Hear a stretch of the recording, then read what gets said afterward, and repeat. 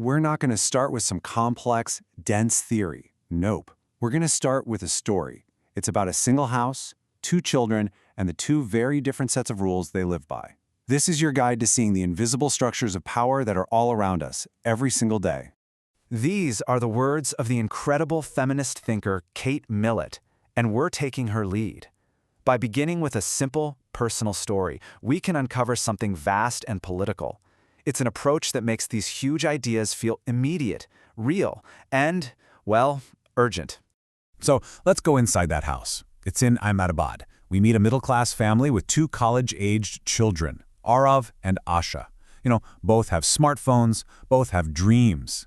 But, as we're about to see, they live in 2 completely different worlds, all under the same roof. I mean, just look at the contrast here. It's wild. Arab's day is one of leisure. He wakes up to ready-made tea, goes to college, comes back late, talks loudly on his phone. His biggest effort of the day is asking for dinner. Now look at Asha's day. It's basically a schedule of labor. She wakes up early to help in the kitchen, packs lunches, comes back from college to cut vegetables and wash cups, helps her cousin, and only gets to study late at night after everyone else is asleep. The difference is just stark. And then this happens. This is the moment it all becomes crystal clear. Arav announces his dream for an internship, and the family says, very good, boys should grow. But when Asha expresses the exact same dream, the room just falls silent. And then comes that familiar chorus of objections. Who will you stay with? What will people say? You can do it after you're married. The message is unmistakable. His ambition is an asset, hers is a liability. That night, Asha asks her mother this one simple question. And her mother's tired reply, because this is how society works? You know what? That is precisely where feminism begins.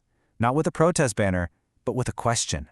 A question that refuses to accept just because as a valid answer. Okay, so if this is how society works, then what is the system that creates these 2 timetables? To really understand what's happening in this house, we need to give this invisible force a name. And that name is patriarchy. Kate Millett's core idea is that patriarchy is politics. It's not just something that happens in Parliament, it's a power structure that operates right in our homes. In this system, one group is trained to rule, and the other is trained to obey. This turns family, marriage, and even love into political spaces where power is constantly being negotiated. The crucial point here is that it's not about one bad person. It's about the entire system we're all a part of. And how does this system operate? Well, it operates through small, everyday sentences, just like these. Sound familiar? They aren't just stray comments. They are literally lines from a training manual, socializing us into our roles and reinforcing who has freedom and who has responsibility. And this leads to another huge idea. Gender itself is a social script. From a young age, society hands boys a script that says, be strong, don't show emotion, and girls a script that says, be soft, accommodating, and adjust. Millett argues these are performances we are all forced to learn, and they end up limiting everyone. Boys who can't be emotionally vulnerable, and girls who can't be fully free. And this is the heart of that famous phrase, the personal is political. It means the little things we experience in private. Who cooks dinner, who gets to study late, who is expected to adjust. They're not just personal problems. They are direct reflections of a much larger political system of power.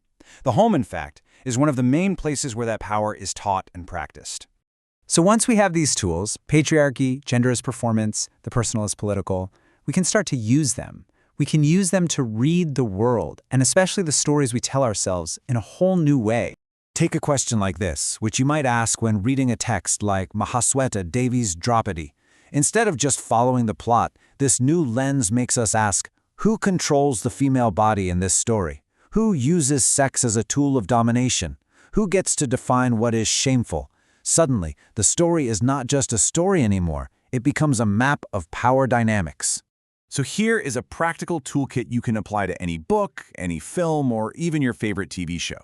You just start by asking the central question, who holds the power? Then you break it down by looking at a character's body, their voice, their work, their desires, and crucially, especially in a context like India, you have to layer on the lenses of caste, class, and religion to see the full complex picture. But this isn't just about analyzing books. This lens helps us see power operating in our own lives right now. Let's look at some modern examples that might feel, well, uncomfortably familiar. All right, think about the so-called marriage interview. Look at the questions typically asked of a woman versus the questions that are, well, they're never asked of a man. Her script is all about sacrifice and adjustment. His is just assumed to be about achievement and continuing his life totally uninterrupted. The power imbalance is built right into the expectations before the relationship even begins. We see this system at play everywhere, in the different hostile curfews for brothers and sisters, and the double standards for dating, and the vicious online trolling reserved for women who dare to have an opinion. It's even in how we classify literature, where stories by men are universal and stories by women are put in a separate women writers category. This is what modern patriarchy looks like. So where does this leave us? Let's go back to Asha, from our story at the beginning. She was faced with this wall of no. But her response wasn't just to get angry or accept it. She did something much more revolutionary. She began to notice. She started seeing the patterns. Who serves the tea, who makes the decisions, who has to apologize, whose life is constantly under surveillance. She started connecting the dots between her timetable and the silent rules of the house. And then she began to give the system a name. That, in itself, is an act of incredible power. And this is the ultimate takeaway. The first step to challenging any system is to see it clearly.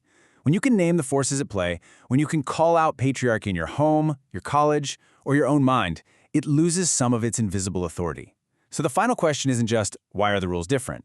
It's, what new patterns will you start to notice today?